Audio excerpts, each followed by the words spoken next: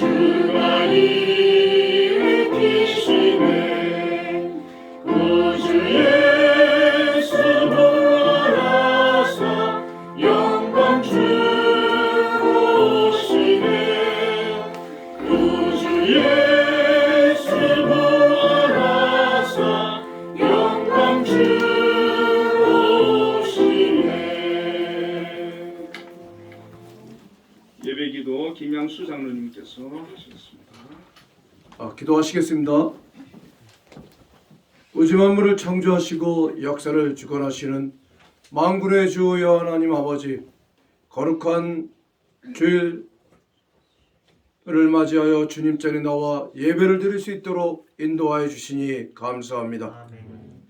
죄로 말미암아 죽을 수밖에 없었던 우리 인간들을 구원하기 위하여 하나님께서는 독생자 예수 그리스도를 이 땅에 보내주시고 십자가에 못 박혀 죽으시고 부활 승천하시는 은혜를 베풀어 주심에 감사합니다. 오늘은 특별히 한 점의 흠도 없이 길이요 진리요 생명이신 예수님께서 십자가의 고난을 당하시고 사흘 만에 부활하신 날입니다. 오늘 드리는 부활절 예배가 예수님께서 지신 십자가의 고난과 죽음을 이기신 부활의 참뜻을 되새기며 저희들도 예수님의 뒤를 따라 우리의 이웃과 사회 공동체를 위하여 자그마한 십자가라도 짊어질 수 있는 믿음을 다짐하는 성령 충만한 시간이 되기를 간절히 원합니다. 지금 우리나라는 코로나로 고통의 터널 끝을 통과하고 있습니다. 코로나로 사망의 음침한 골짜기를 지날지라도 해를 두려워하지 아니함은 주께서 우리와 함께 하심을 고백한 다윗처럼 믿음이 연약한 저희들도 새로운 희망을 노래할 수 있는 은혜의 시간을 허락하여 주시니 감사합니다. 우리의 조국 대한민국을 위해 기도드립니다. 130년 전만 해도 전 인구의 70%가 노예했던 이 민족을 하나님께서 불쌍히 여기시어 위대한 믿음의 지도자 이승만 장로님을 통하여 신앙의 자유가 보장되고 자유민주주의와 시장경제 체제에 기반한 자유민주주의 국가를 건국하여 주시니 무한 감사를 드립니다. 하나님의 놀라운 축복 속에서 우리나라는 세계가 부러워하는 선진국으로 발전하였습니다. 이 모든 것이 하나님의 은혜임을 고백하며 하나님께 영광을 올려드립니다. 국내외적으로 매우 심각한 위기의 정세 속에서 하나님께서 이 혼란을 극복할 수 있는 새로운 국가 지도자를 세워주시니 감사합니다. 새로운 국가 지도자와 국민이 합심하여 우리 민족에게 어떠한 역경이 닥쳐온다 할지라도 하나님은 우리의 주인이시며 하나님께서 함께 하신다면 능치 못할 것이 없음을 담대히 고백하며 전진해 나갈 수 있는 대한민국이 될 수 있도록 축복하여 주시옵소서.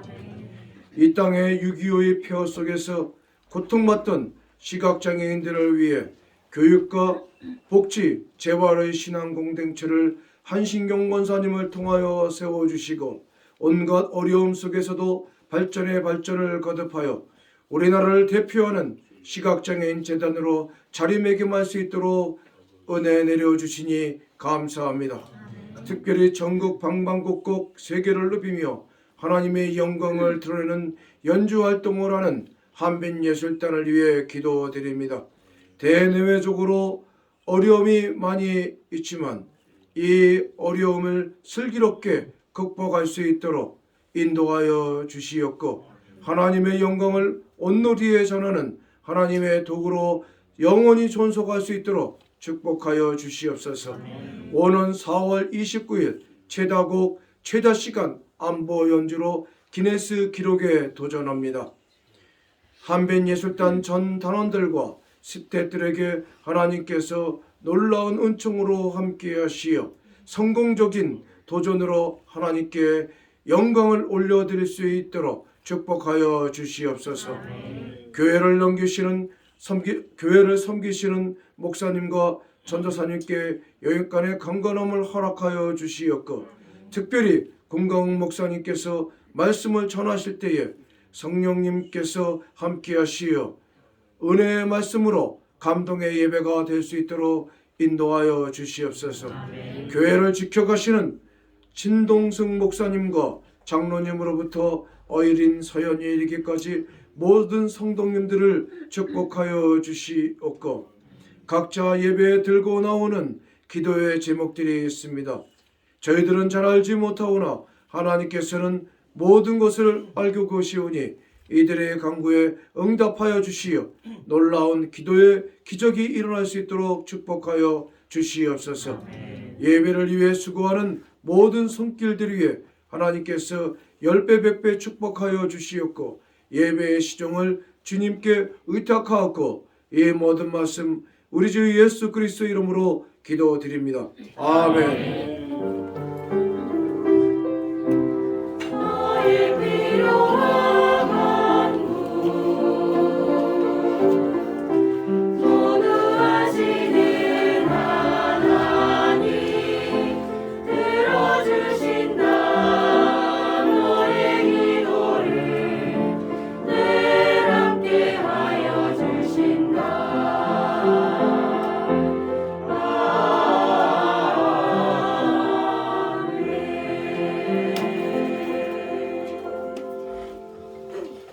아멘.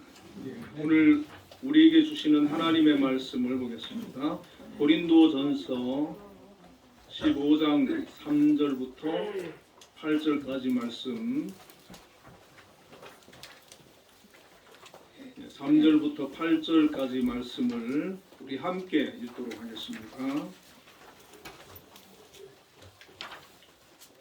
읽겠습니다. 내가 받은 것을 먼저 너희에게 전하였노니 이는 성경대로 그리스도께서 우리 죄를 위하여 죽으시고 장사 지낸 바 되셨다가 성경대로 사흘 만에 다시 살아나사 게바에게 보이시고 그의 12 제자에게와 그 후에 500여 형제에게 일시에 보여셨나니 그 중에 지금까지 대다수는 살아있고 어떤 사람은 잠들었으며 그 후에 야고보에게 보이셨으며 그 후에 모든 사도에게와 맨 나중에 만삭되지 못하여 난 자 같은 내게도 보이셨느니라. 아멘. 한빛 찬양대에서 찬양으로 하나님께 영광을 돌리겠습니다.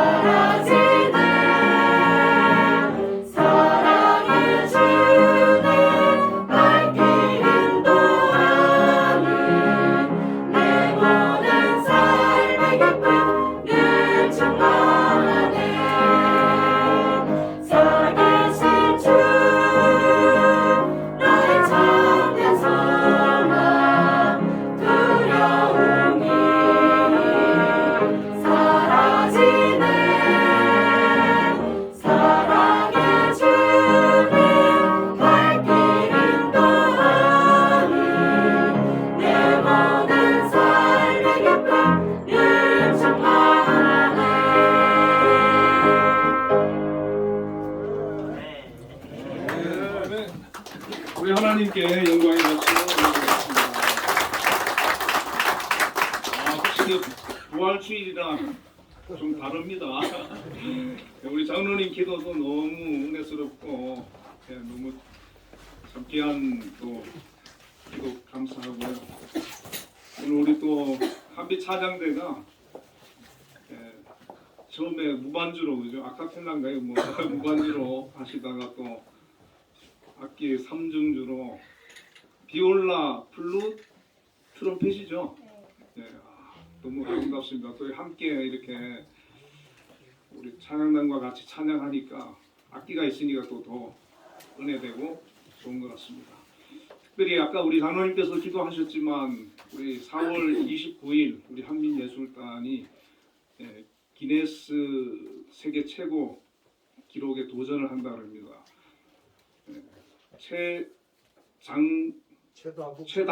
최장 시간 안 보고. 야, 안 보고 악보를 안 외워서 하는. 악보를 안 보고 외워서 대단하지 않습니까? 저는 뭐 꿈도 못 꾸는 일입니다. 우리 한번 늘 기도해 주시고 격려의 박수 한번 하겠습니다.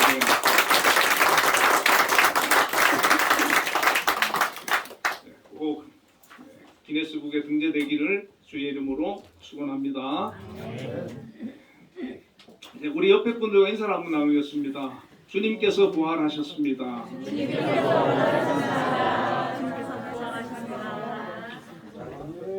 오늘 본문의 말씀을 중심으로 부활의 증인들과 복음이라는 제목으로 함께 은혜를 나누겠습니다. 오늘은 예수님께서 사망 권세를 이기시고 부활하신 승리의 날입니다. 이 부활절은 다른 절기도 그렇지만 우리 그리스도인들에게 가장 기쁜 날이고 소망의 날이 되는 것입니다. 예수님께서 십자가에 죽으시고 다시 부활하셨다는 것은 우리 기독교에 있어서 가장 핵심적인 두 기둥이 되는 것입니다.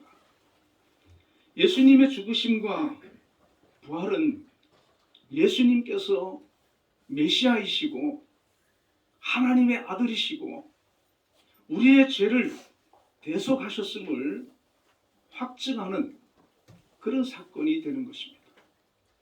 만일 죽음에서 우리 주님께서 부활하지 않으셨다면 기독교는 존재하지 않았을 것입니다. 부활이라는 말은 헬라어로 아니스데미라고 하는데 그 뜻은 잠에서 또 죽음에서 다시 일으키다, 다시 살아난다, 이런 뜻입니다. 여러분, 인류 역사상 이 지구상에 얼마나 수많은 사람들이 왔다 갔습니까? 지금도 지구는 70억 명이 넘는 그런 사람들로 가득 채워져 있지 않습니까? 수많은 사람이 죽음을 극복해보려고, 죽지 않으려고 몸부림친 적도 있습니다. 그러나 모든 사람이 죽음 앞에서 굴복하고 죽음 앞에서는 두 손 들고 말았습니다. 죽고 또 죽고 죽고 또 죽고 모든 사람이 죽었습니다. 그러나 인류 역사에 이 죽음을 이기시고 사망 권세를 깨뜨리고 다시 살아나신 분은, 부활하시는 분은 우리 주님밖에 없습니다. 오직 인류 역사 중심에 서신 예수 그리스도만이 죽음을 이기시고 부활하신 것입니다. 그리고 예수님을 믿는 우리 성도들은 마지막 때에 주님과 같이 부활하게 됨을 성경은 말씀해주고 있습니다. 고린도전서 15장 22절에 아담 안에서 모든 사람이 죽은 것 같이 그리스도 안에서 모든 사람이 삶을 얻으리라. 아담 안에서 모든 사람은 다 죽을 수밖에 없지만 예수 안에서, 주님 안에서 우리는 새 삶을 얻게 되는 것입니다. 아담은 하나님의 말씀을 불순종함으로 모든 인류에게 죄와 죽음을 가져다 주었습니다.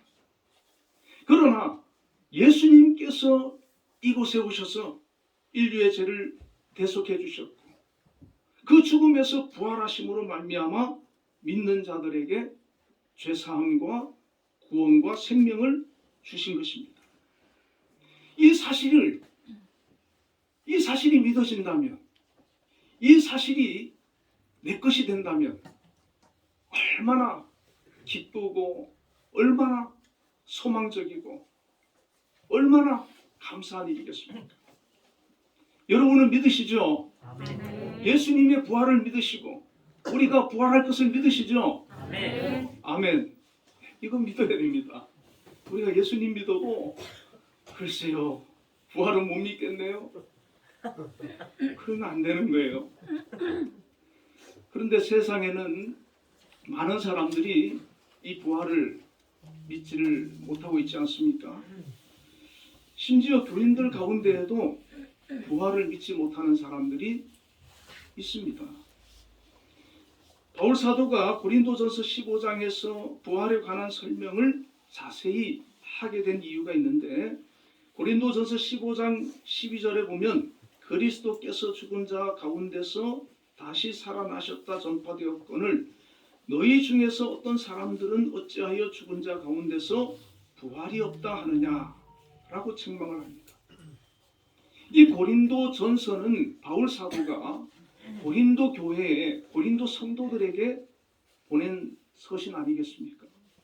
그런데 그 가운데에 어찌하여 죽은 자 가운데서 부활이 없다고 하느냐 그렇게 책망을 하는 것을 보게 됩니다.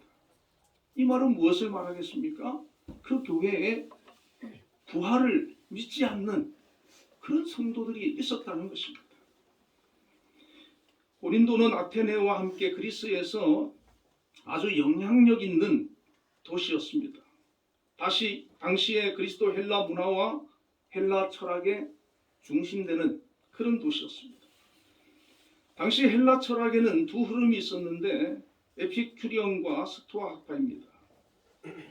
이 에피큐리언은 세계는 모두 물질로 구성되어 있다고 하는 유물론과 쾌락주의를 주장하는 자들로 영적인 일에 별로 관심이 없어.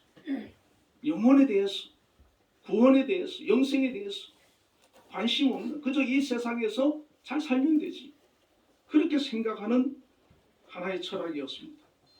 또 스토아 학파는 우주와 세계, 자연의 모든 것이 신이라고 하는 범신론자들로 이성과 금욕주의 철학을 했고 죽음이라고 하는 것은 우리가 신에게 연합하는 것이다.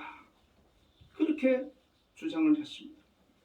또한 당시에는 육체보다 영을 중시하는 영지주의가 확산되고 있었고 고린도 교회 안에 이런 철학, 이런 사상들이 스며들어와 있었던 것입니다. 이 사상들은 부활을 인정하지 않았어요. 부활을 믿지 않았습니다. 그렇기 때문에 그 영향을 받은 사람이 고린도 교회 안에 들어와서 부활이 없다는 거예요. 여러분 이런 모습은 오늘 현대 사회에도 있습니다. 우리의 신앙의 장애물로 여겨지는 것 가운데 하나가 진화론일 것입니다. 저도 학교 다니면서 학교에서 교회에서는 창조를 배우는데 학교에서는 진화를 가르치는 거예요.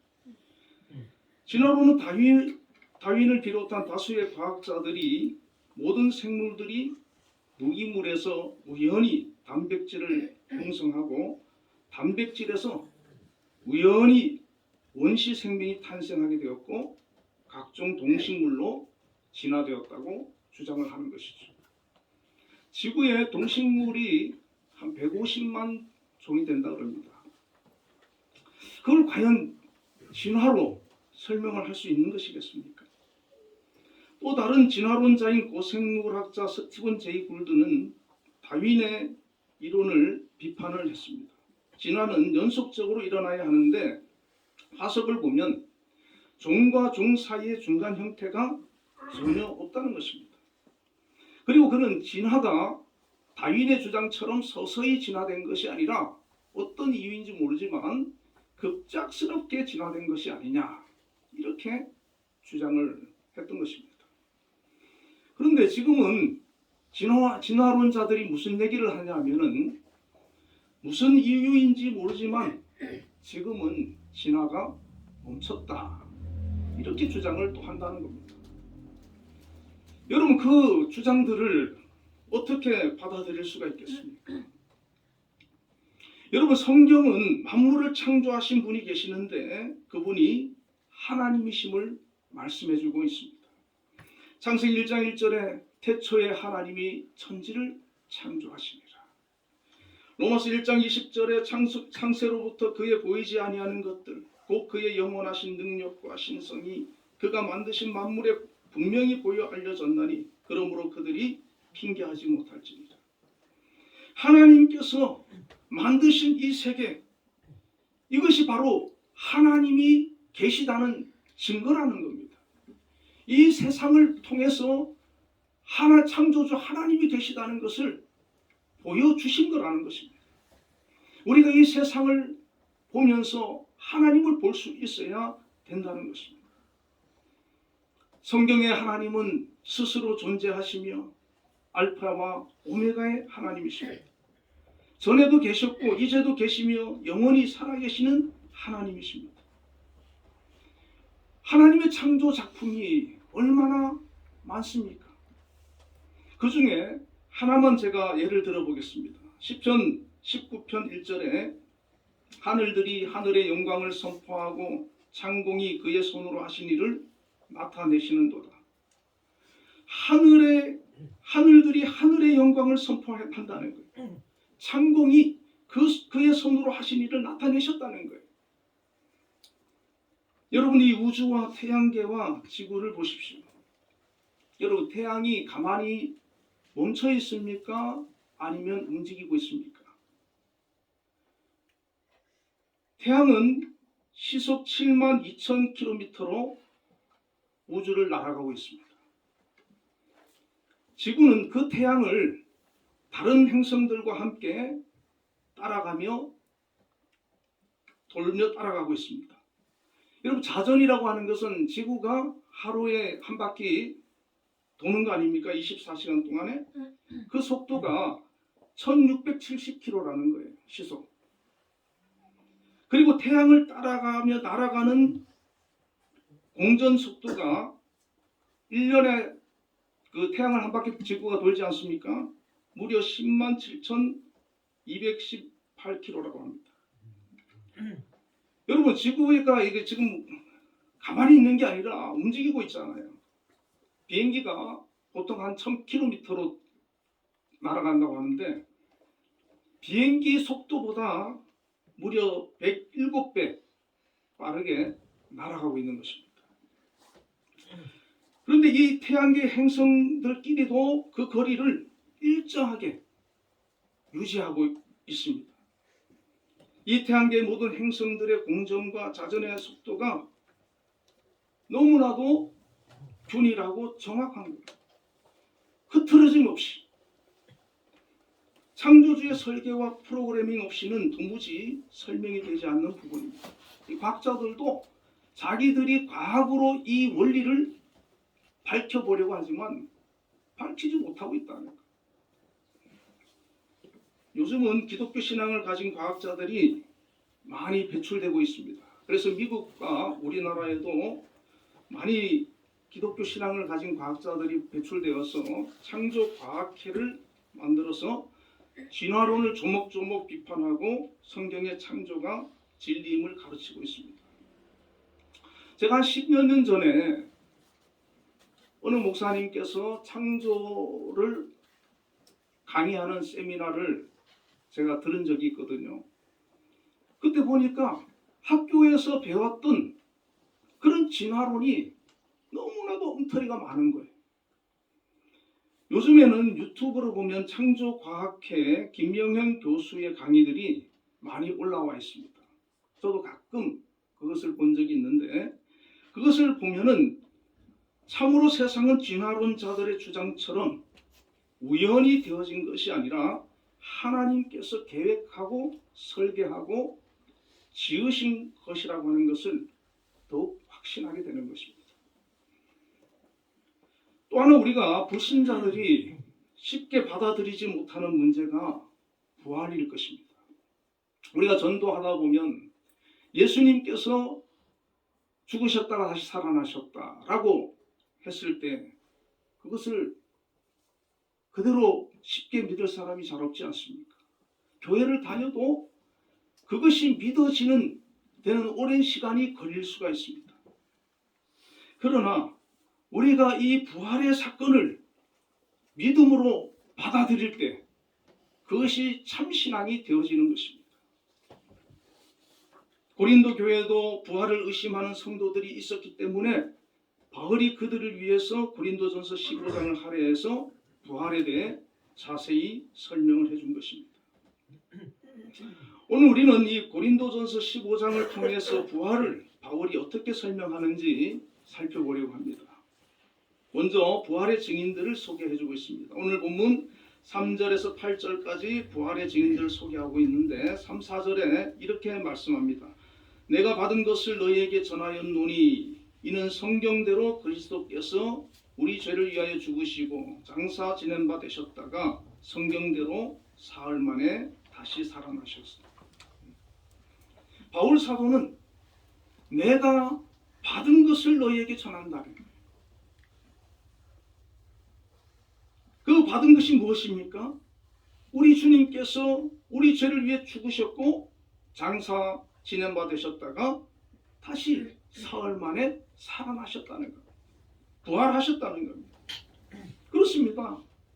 우리 예수님께서는 성경대로 죽으셨고 성경대로 다시 살아나셨습니다. 예수님의 부활은 수많은 증인들에 의해 직접 목격된 역사적인 사실이라는 것입니다. 성경에 보면 예수님께서 부활하신 후 40일 동안 계시면서 여러 차례 많은 사람들에게 나타나셨는데 그 첫 번째가 안식 후 첫날 부활하신 날 아침에 막달라 마리아와 여러 여인들에게 나타난 것이죠. 그 후에 베드로에게 그리고 엠마오로 내려가는 두 제자와 다락방에 모인 제자들에게 나타나셨습니다. 그리고 도마와 갈릴리의 제자들 순으로 나타나셔서 부활하신 모습을 보여주셨고 부활 후 40일째 되는 날 감람산에서 500여 성도들이 지켜보는 가운데 하늘로 승천하셨습니다.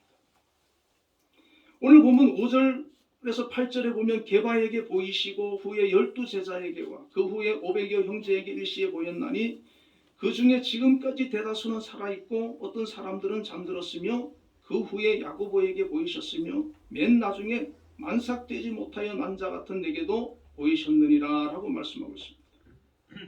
바울이 이 고린도 전서를 기록할 때까지도 예수님의 부활을 목격한 사람들이 대다수 살아 있었다는 겁니다.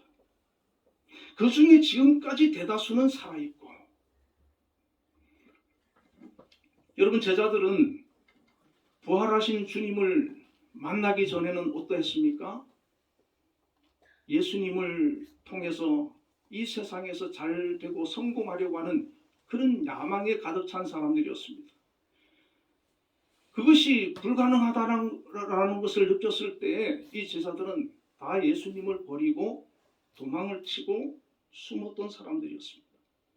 그러나 그들이 부활하신 예수님을 만나고 나니까 달라졌습니다. 더 이상 두려움이 없어졌어요. 그리고 순교도 두려워하지 않습니다. 그리고 증인의 삶을 살아가는 겁니다. 베드로는 오순절 설교에서 사도행전 2장에 보면 그가 하나님께서 정하신 뜻과 미리 아신 대로 내준 바 되었거늘 너희가 법 없는 자들의 손을 빌려 못 박아 죽였으나 하나님께서 그를 사망의 고통에서 풀어 살리셨으니 이는 그가 사망에 매여 있을 수 없습니다. 이 설교를 베드로가 어디서 하는 겁니까? 예루살렘에서 하는 거예요. 예수님을 십자가에 못 박았던 그들을 향해서 하나님께서 그를 사망해서 살리셨다고 증언하고 선포하는 것입니다. 신약 성경에 부활에 대한 말이 40회 나옵니다. 그 중에 사도행전을 부활복음서라고 불리우기도 하는데 사도행전에 10번이 나옵니다. 이 제자들은 죽은 예수가 아니라 죽음 가운데서 다시 살아난 부활하신 예수님을 만났기 때문에 그 예수님을 증언하기로, 예수님의 부활을 증거하기로 자기의 삶을 그 일을 위해서 바치기로 결심을 했습니다. 이 베드로를 중심으로 12제자들은 모두 유대와 사마리아와 소아시아와 유럽과 인도까지 흩어져서 예수님의 부활을 증거하다가 사도 요한을 빼고 모두 순교를 당했다고 합니다.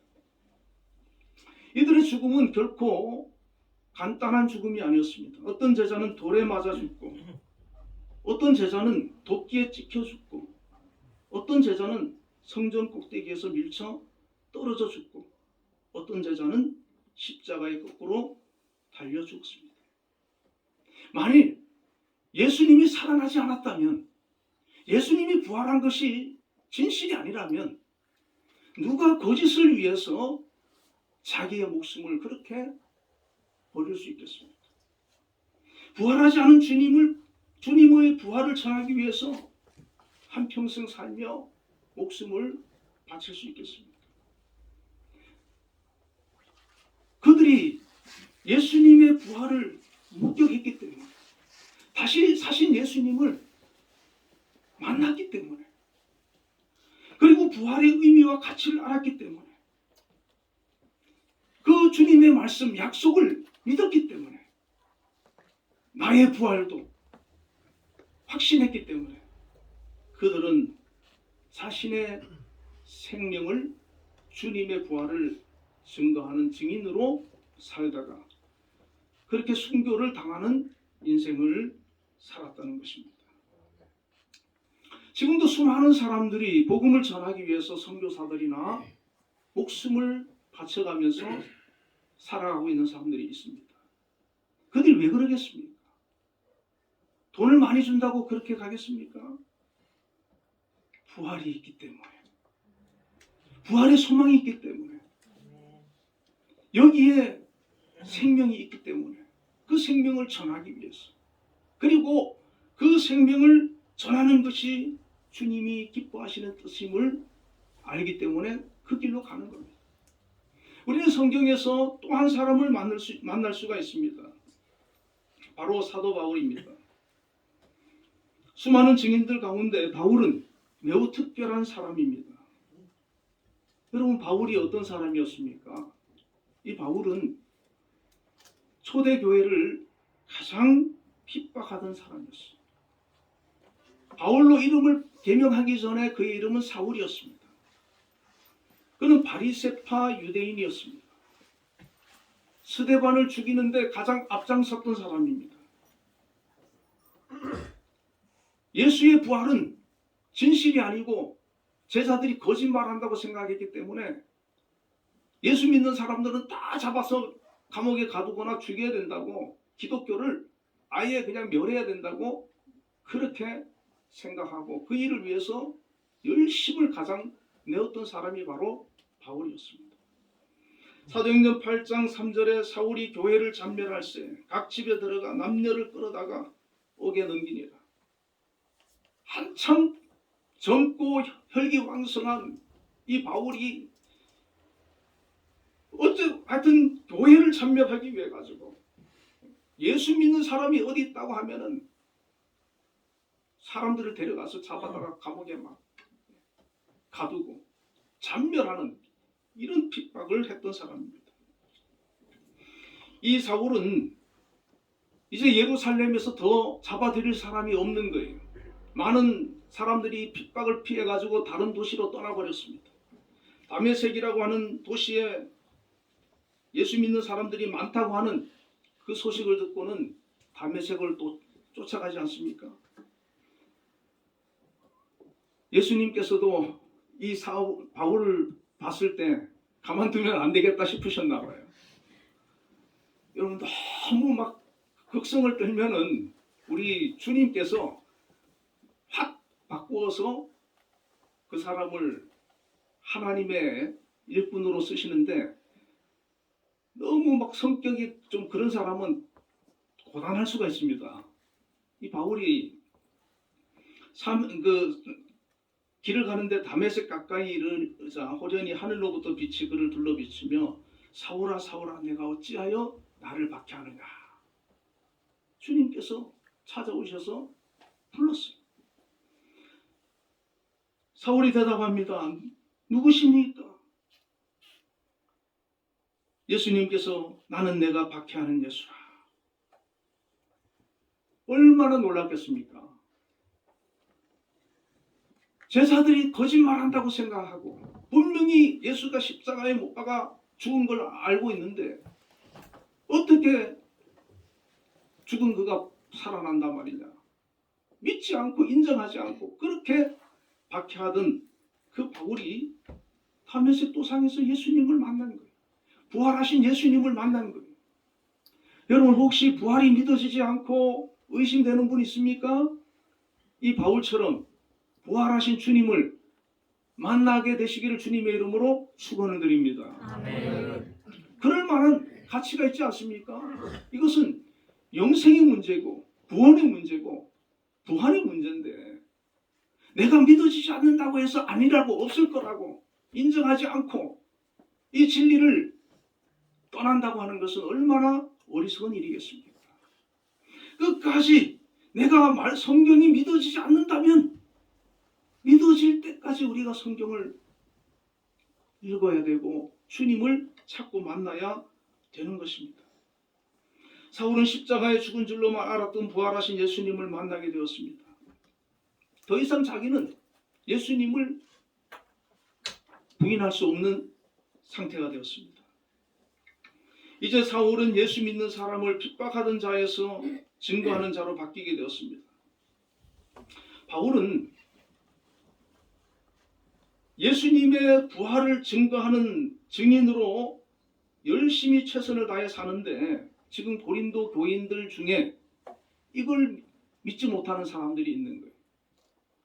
바울의 입장에서는 얼마나 안타깝고 답답한 일이겠습니까? 여러분, 나는 믿는데, 나에게는 확신이 있는데 상대방이 믿지 못하고 거부하고 있을 때 얼마나 안타깝습니까?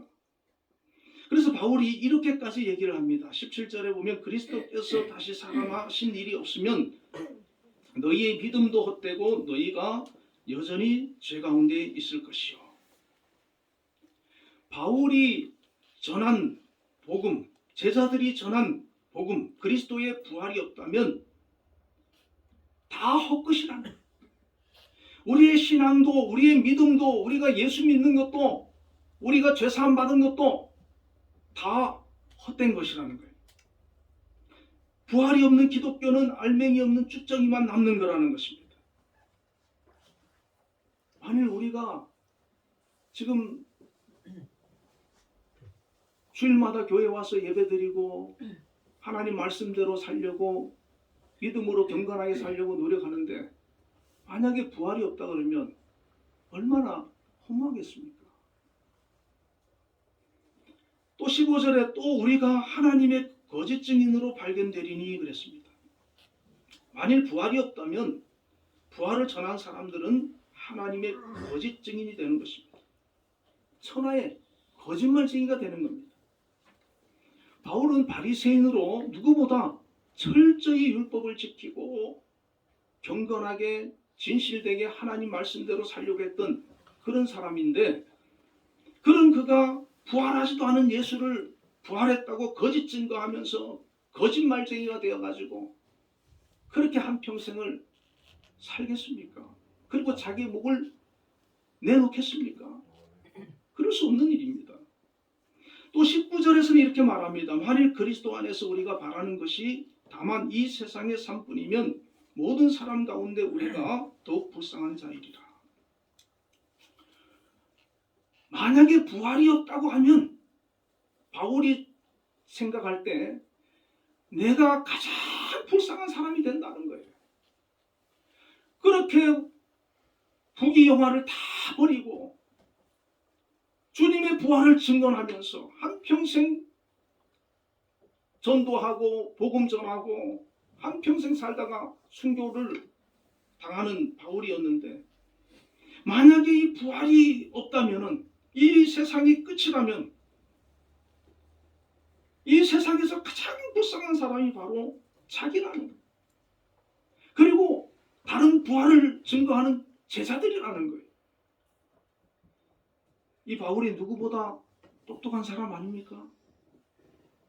그런 바울이 부활이 없는데도 불구하고 가장 불쌍한 사람이 되고 거짓말쟁이가 되는데도 불구하고 그것을 알면서도 죽을 때까지 부활이 있다라고, 예수님이 부활했다고 증거하고 주장하면서 살다가 목숨을 버리겠습니까? 그런데 부활하신 것이 확실하다면, 그 부활을 목격했고 경험했고 부활의 그 가치와 의미를 제대로 안다면 어찌 부활을 전하지 않고 잠잠히 있을 수 있겠습니까?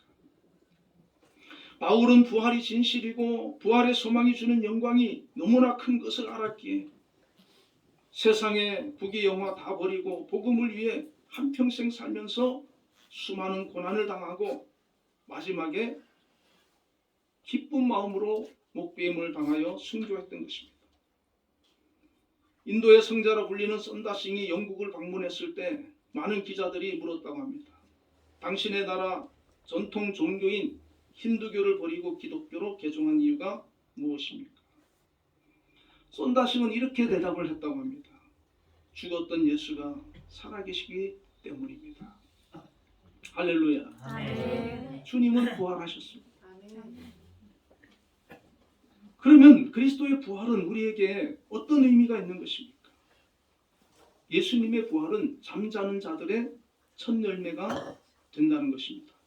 20절에 그러나 이제 그리스도께서 죽은 자 가운데서 다시 살아나서 잠자는 자들의 첫 열매가 되셨느니라.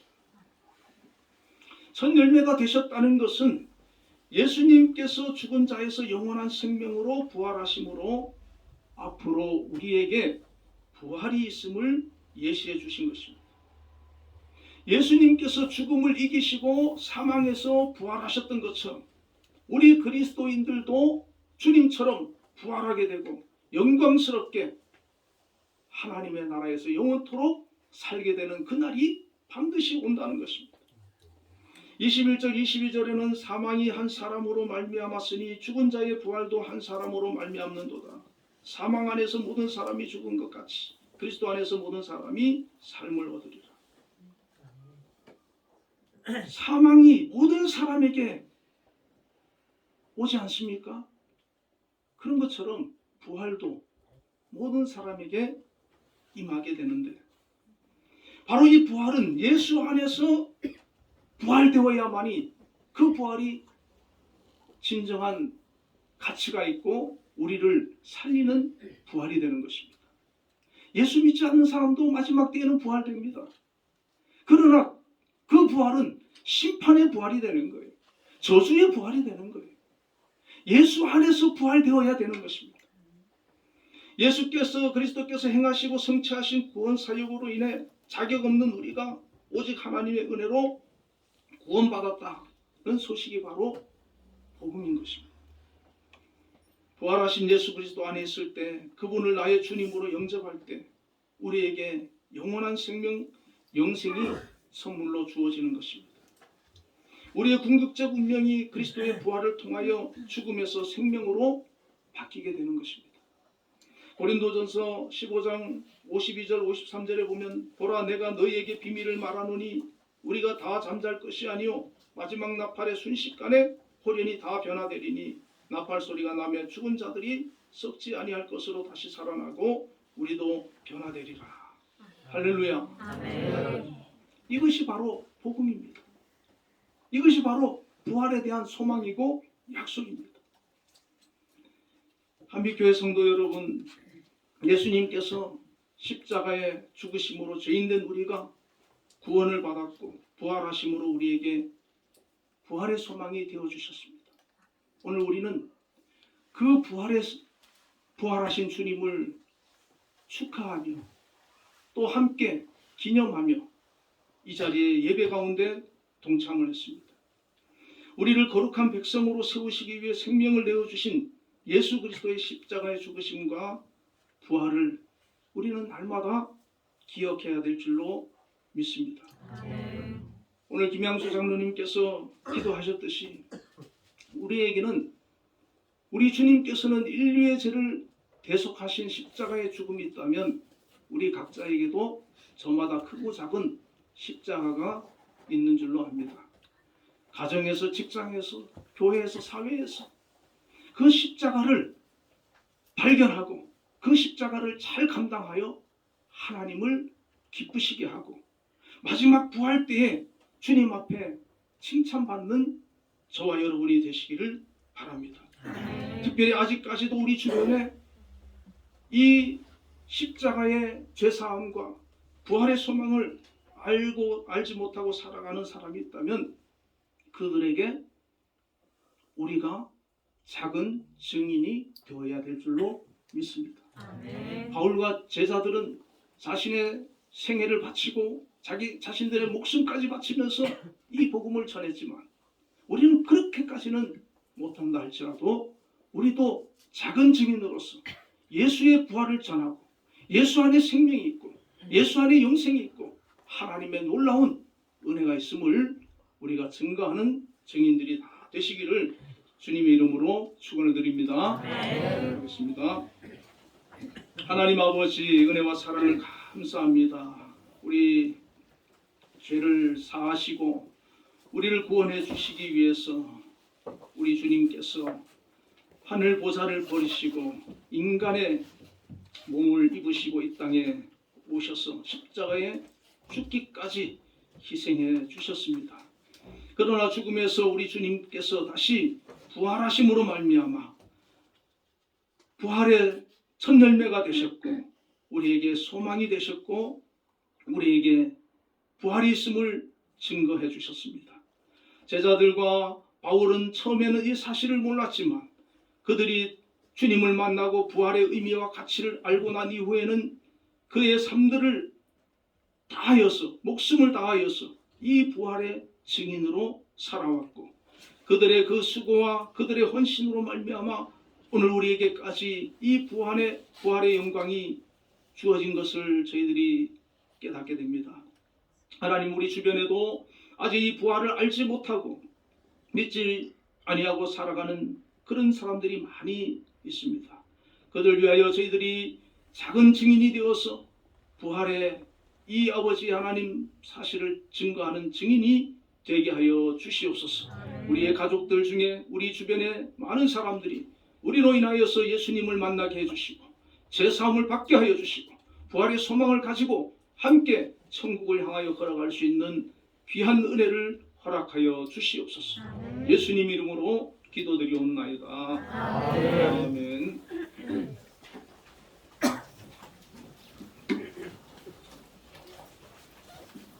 응답 찬양 167장을 보겠습니다.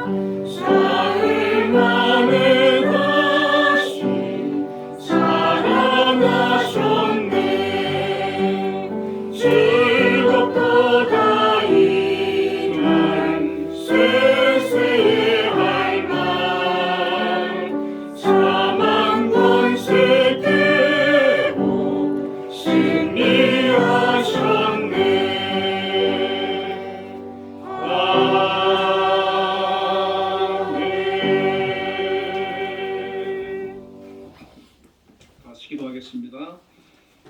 하나님 아버지 크신 은혜와 사랑을 감사합니다.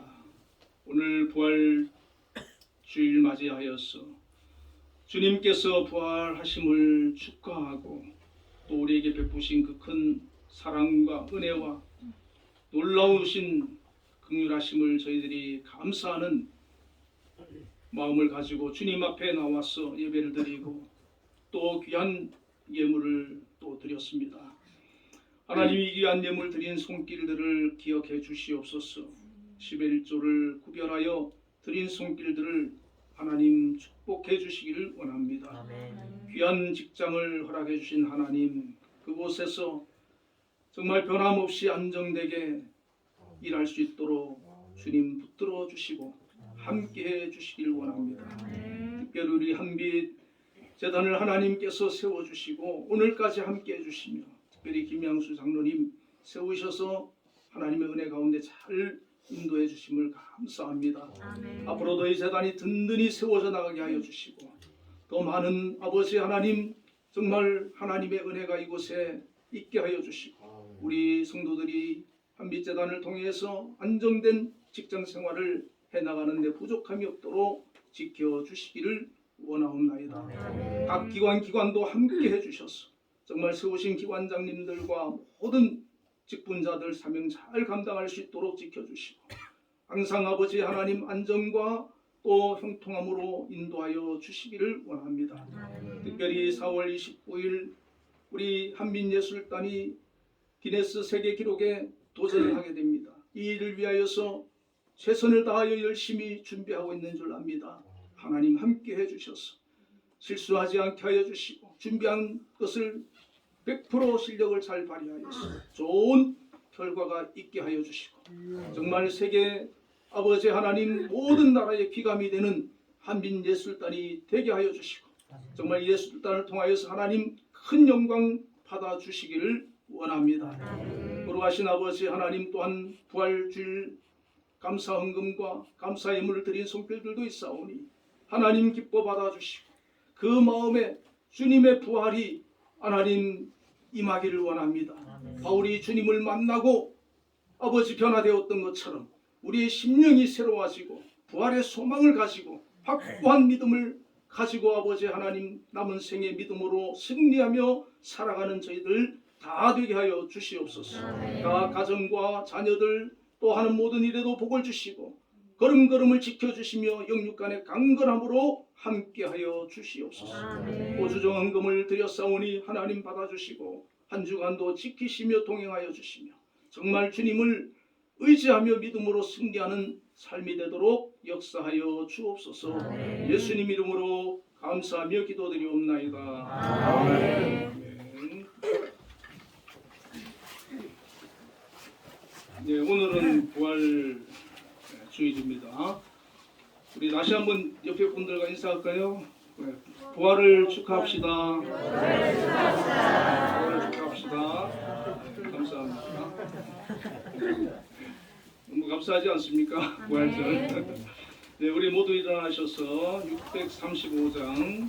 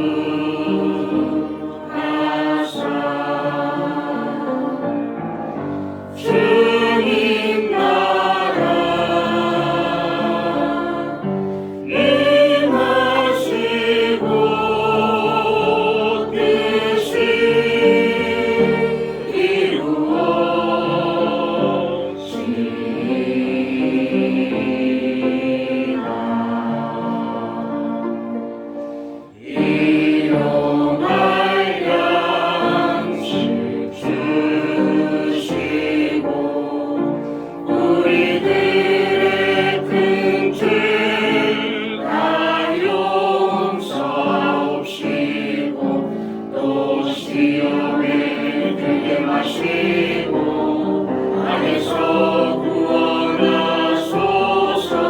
내게 주의 나라 주의 권세 주의 영광 영광이 축도하겠습니다.